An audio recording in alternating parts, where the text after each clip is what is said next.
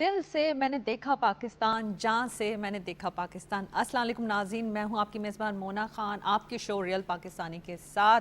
और आज की बड़ी इंस्पायरिंग पर्सनालिटी है, दुनिया भर में पाकिस्तान को रिप्रेजेंट कर चुकी हैं और वेरी ट्रू एम्बेसडर। एजुकेशन, ख़वातीन बच्चियों के एजुकेशन के लिए बहुत लड़ी हैं, इतना लड़ी हैं कि इंटरनेशनल प्लेटफॉर्म पे पाकिस्तान के पॉजिटिव इमेज को उन्होंने पोर्ट्रे किया है। मेरा नहीं ख्याल कि कोई इंटरनेशनल फोरम हो जहाँ पे वो पाकिस्तान की आवाज़ ना बनी हो। उनके कई बेशुमार अवार्ड्स मिल चुके हैं। आप यकीन माने, मेरे पास जब लिस्ट आई तो बहुत तवील लिस्ट थी। मैं ज़्यादा उनके अवार्ड्स पे ज़्यादा नहीं बात करूँगी, लेकिन मैं आपको कुछ बड़े सेलेक्टिव अवार्ड्स के मैं ज़रूर शेयर करना चाहूँगी जो कि बड़े इंपॉर्टेंट अवार्ड्स हैं, जिसमें 5 amazing women on earth women of impact award. ये बहुत ही कम मखसूस ख़वातीन को जो है दुनिया भर में दिया जाता है और उसमें हमारी पाकिस्तानी रियल पाकिस्तानी को मिला है। इसके साथ साथ उन पे बेशुमार डॉक्यूमेंट्रीज बनी गई हैं और नो डाउट वो इसलिए भी बनी गई हैं क्योंकि उन्होंने हमारी सोसाइटी में बहुत ज़्यादा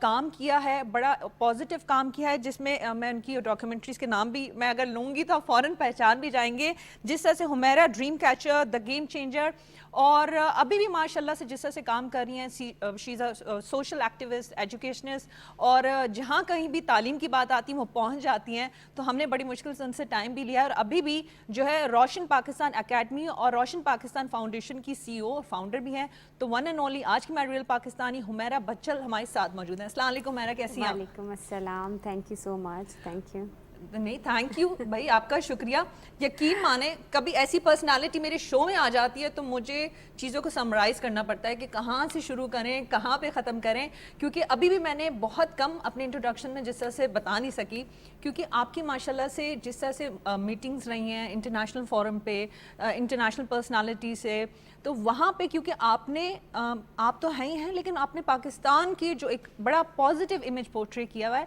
कि जैसी आप जैसी बच्चियाँ, आप जैसी लड़कियाँ जब पाकिस्तान के लिए काम कर सकती हैं, आवाज़ बन सकती हैं, और जो लोगों ने आपसे आपसे जितनी आपको इज्जत दी है, तो क्या कहना चाहेंगी? और आज क्योंकि मैं नो डाउट जिस तरह से कहा हमारी ट्रू एम्बेसडर भी हैं, तो एम्बेसडर बन के कैसा लग रहा है आपको? पाकिस्तान हमेशा मेरे लिए फ़ख्र का सबब रहा है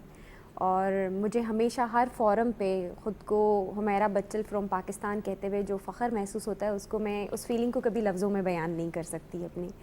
हमेशा मैं हर फोरम पे ख़ुद को यूँ रिप्रेजेंट किया है कि बेशक हमारे मुल्क के अंदर जो भी मसाइल, जो भी वसाइल हैं, लेकिन खुदा का करम मैं कहूँ इस मुल्क के ऊपर और इस मुल्क के लोगों के ऊपर कहूँ कि बहुत सारे अनमोल नगीने मौजूद हैं, ऐसे दिल मौजूद हैं जो इस मुल्क को कौम की खिदमत और तरक्की के लिए हमेशा धड़कते रहते हैं और हमेशा इस मुल्क की आवाज़ बनते रहते हैं। और मैं अपने आप को उन खुशकिस्मत लोगों में से समझती हूँ कि जिसको अल्लाह ने शायद चुना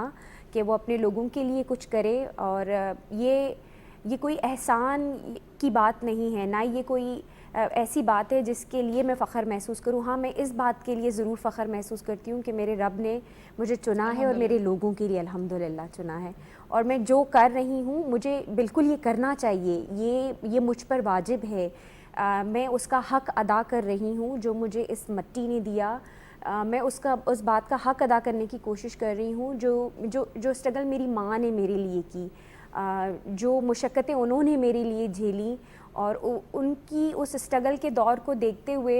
उस वक्त मैंने अपने आप से ये वादा किया था कि मैं किसी दूसरी ज़ैनब बीबी को इतनी मुशक्क़त करने नहीं दूंगी जहाँ तक मेरी रसाई होगी। क्या ही बात है, क्योंकि अगर आपने कहा कि हमारा हक है, अगर यही बात 22 से 23 करोड़ हमारी जो आबादी वो भी इस बात को समझ सके, ये भी बड़ी ज़रूरी है। हम चाहेंगे हमारा, क्योंकि दुनिया आपको जानती है, आपकी जिस तरह से जो आपकी जद्दोजहद जिस तरह से रही, लेकिन ग्रेड 6 में जब आप थी तो एक सोच, एक थॉट आपके जहन में आई और फिर आपने उस सोच को अपने अंदर नहीं रखा, आपने कहा नहीं, इस सोच को मुझे दूसरों के साथ शेयर करना, और इसके लिए आपने स्टैंड लिया, आवाज़ बनी। वो किस तरह से वो सफ़र, हम थोड़ा सा पीछे जाएंगे कि किस तरह से उस सफ़र का आगाज़ आपने किया था? एक्चुअली मेरा बिलीफ सिस्टम है कि जब भी आपकी ज़िंदगी के अंदर कोई बहुत ऐसी बात होती है जो बहुत मुश्किल हो, एक ऐसा दौर आता है जब आप समझते हैं कि चारों तरफ अंधेरा है, तो वहीं उम्मीद की कोई किरण होती है। तो शायद वो हादसा, वो एक जान जो कुर्बान हुई, मेरी कज़न सिस्टर ने अपने बच्चे को एक्सपायरी दवा दी जिससे उस बच्चे की मौत हो गई, और सिर्फ उस ख़याल ने मेरे अंदर एक तूफ़ान बर्पा कर दिया कि कैसे कोई माँ सिर्फ गैर तालीमी याफ्ता होते हुए अपने बच्चे की जान ले सकती है। जो बच्चा कितना बड़ा था? इट्स लाइक 2 साल के अंदर अंदर या उससे कुछ ऊपर इस तरह से। تو میں خود اس وقت چھوٹی تھی اور مجھے جب پورے گاؤں کے اندر ایک شور تھا پورے علاقے کے اندر کہ بانو نے اپنے بچے کو مار دیا ہے تو میں چونکہ میں خود بچی تھی اس وقت اور مجھے یہ سمجھ نہیں آ رہا تھا کہ ماں کا مطلب تو وہ میٹھی چھاؤں ہے جو ساری دھوپ سے سایہ بن جاتی ہے. وہ کیسے جان لے سکتی؟ ایسے جان لی کہ وہ بچہ ایک سفید کپڑے میں لپٹا ہوا ہے اور وہ دوبارہ اٹھے گا نہیں اور سب لوگ اسے لے گئے. تو اس سارے خیالات کو پروسیس کرتے ہوئے میں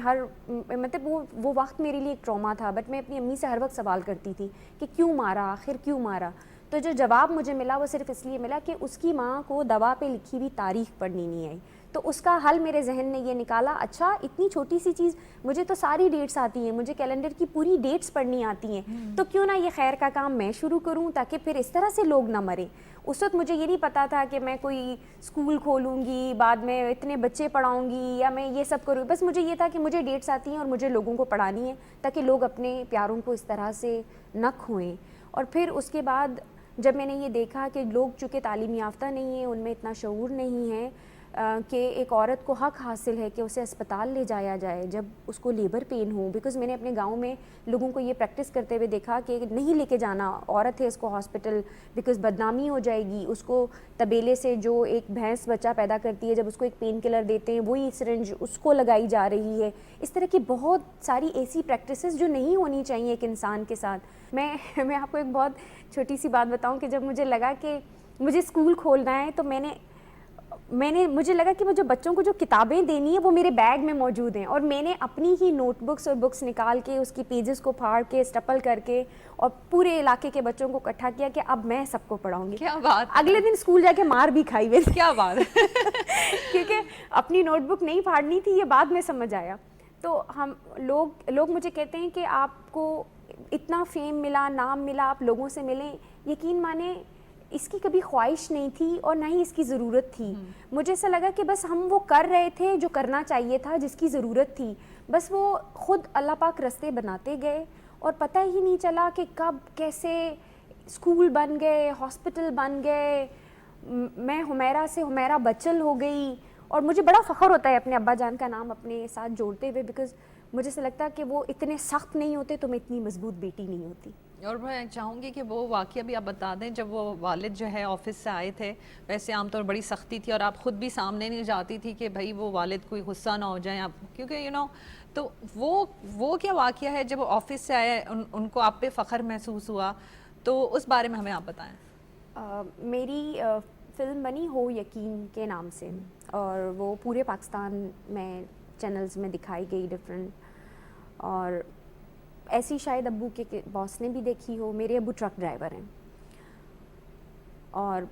ایک صبح ناشتے پہ انہوں نے مجھے بلایا. میں جب بھی سوری میں اس لمحے کو یاد کرتی ہوں تو میں ہمیشہ آبدیدہ ہو جاتی ہوں، کیونکہ میں کہتی ہوں کہ کسی بھی بیٹی کو شاید وہ دور نہ دیکھنا پڑے کہ جس کے کردار کی اس کی شخصیت کی گواہی جب کوئی باہر سے دے تو اس کے اپنے تب مانیں کہ وہ بڑی گہری بات کر لی، بہت گہری بات ہے. میں ہمیشہ ماں باپ کو کہتی ہوں کہ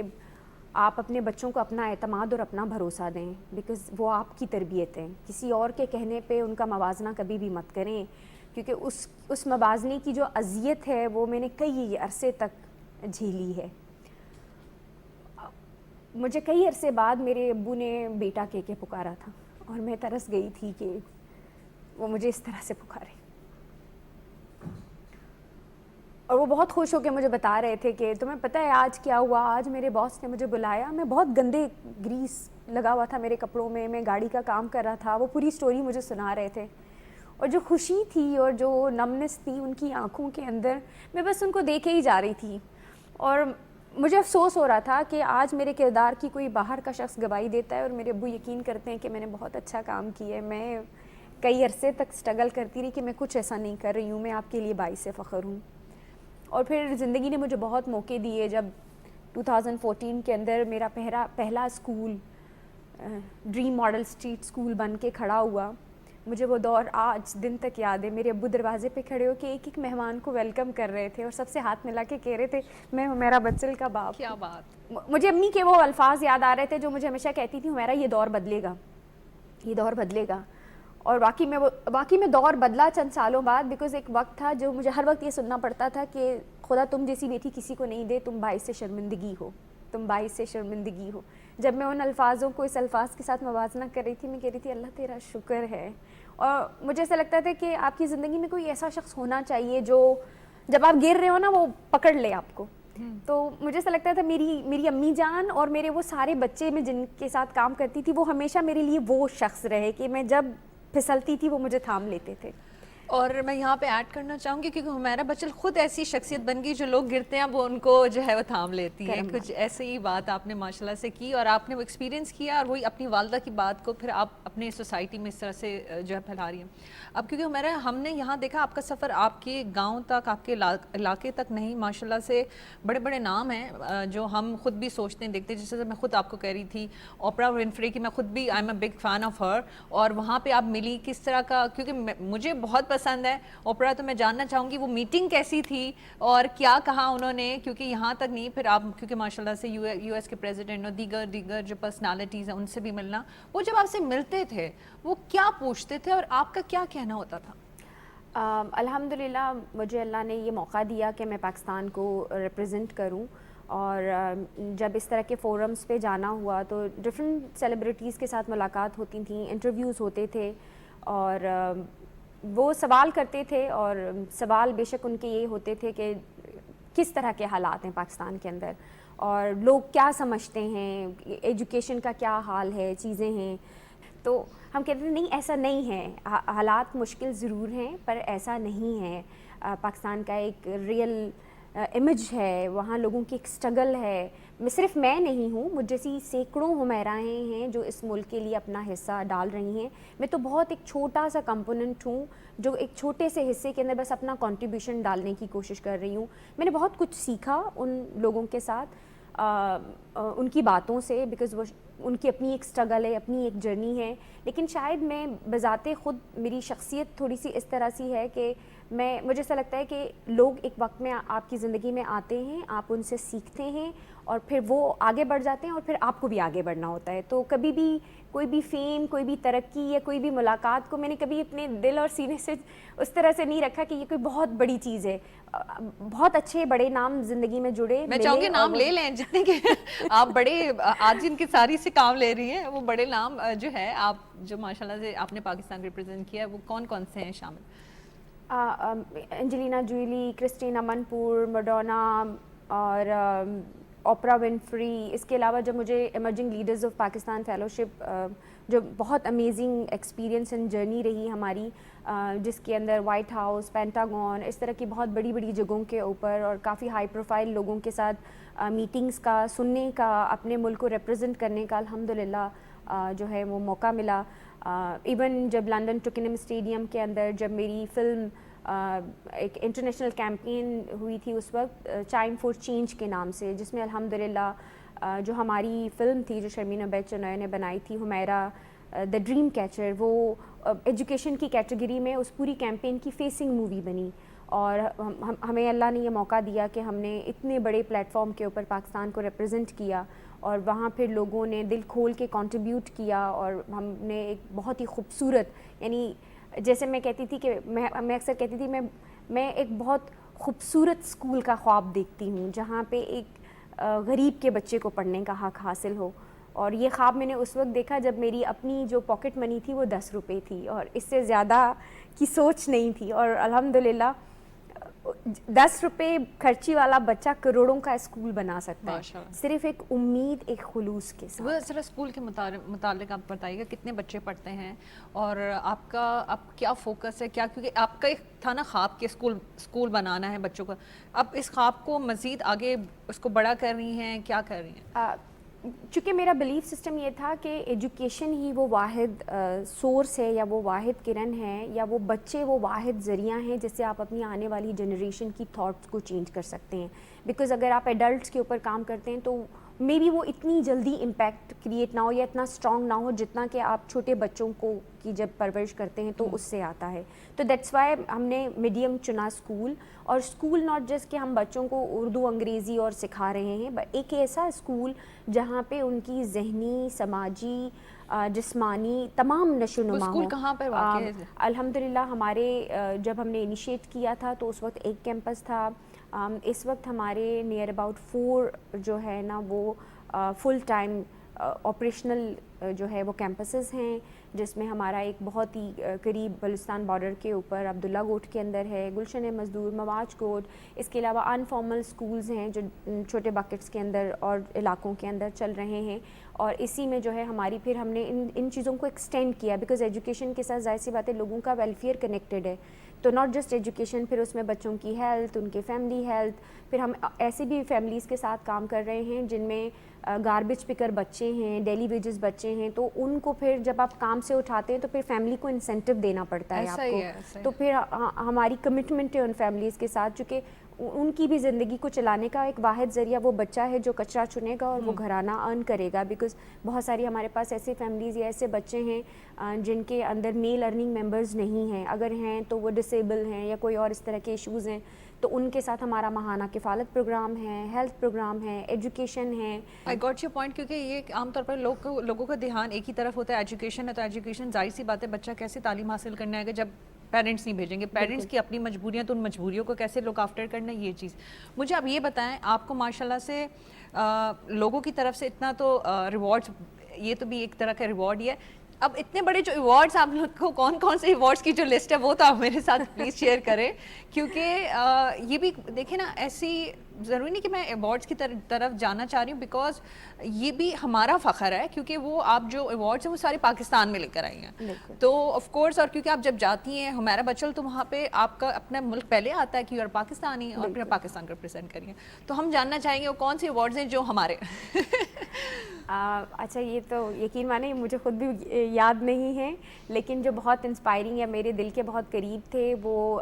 ویمن آف امپیکٹ ایوارڈ تھا، 5 امیزنگ ویمن آن ارتھ تھا، 3 بریوسٹ ویمن آن ارتھ کا ایک ٹائٹل ایوارڈ تھا، اس کے علاوہ جو سب سے میرے لیے امیزنگ ایکسپیرینس رہا، اکنامکس میگزین نے جب میری کور پیج سٹوری کی تھی، تو ان دنوں میں ایمرجنگ لیڈرز فیلوشپ کے لیے خود واشنگٹن ڈی سی میں موجود تھی، اور جب میں ہر آؤٹ لیٹ پہ جاتی تھی تو چاروں طرف میگزینس میں جب میری تصویر لگی ہوتی تھی اور لوگ ڈسکشن کر رہے تھے، شی از اے پاکستانی گرل، شی از اے پاکستانی گرل، تو میں یقین مانیں اس پراؤڈ مومنٹ کو ڈسکرائب نہیں کر سکتی کہ تمام اسٹورز پہ وہ میگزین اویلیبل ہے اور ہر بندہ اس کو لے رہا ہے اور پڑھ رہا ہے اور کہہ رہا ہے کہ دس از دا پاکستانی گرل، فیچر ہوئی ہے ایجوکیشن کی کیٹیگری کے اندر اور امیزنگ ورک ہے، تو وہ جو پاکستانی گرل تھا نا، وہ مجھے جملہ آج دن تک اس قدر خوبصورت لگتا ہے کہ میں آپ کو بتا نہیں سکتی ہوں۔ اچھا،